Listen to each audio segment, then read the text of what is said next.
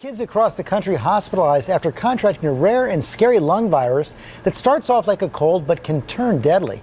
ABC's Lindsay Davis has the story. This morning, just as the school season begins, a mysterious virus striking children by the hundreds is spreading across the country from Colorado. I was scared.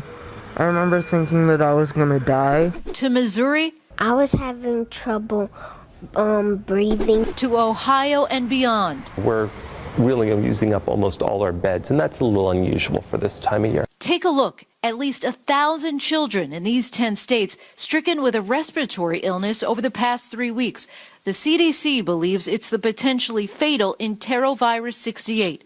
Symptoms start out like the common cold, runny nose, coughing, sneezing, and fever, but soon turn much more dire, with children losing consciousness and having difficulty breathing.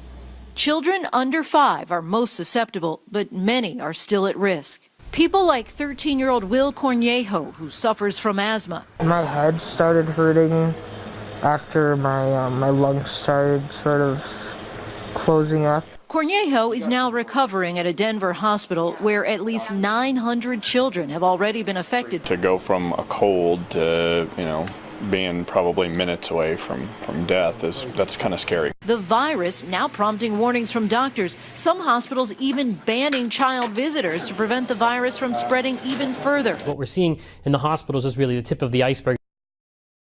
In Kansas City, health officials observed a spike in mid-August right after school started. And while doctors recommend that you keep hands washed regularly, they say hand washing is something that kids really don't do. But health officials in the Midwest throwing around the U word, calling this unprecedented, Robin. Okay, Lindsay, we're going to bring in ABC's Dr. Richard Besser, who's been talking to the CDC's director of the Division of Viral Diseases. And what are you hearing? Yeah, well, this is not an unusual time for respiratory outbreaks. Kids go back to school, they share things, they bring them home, give them to their siblings.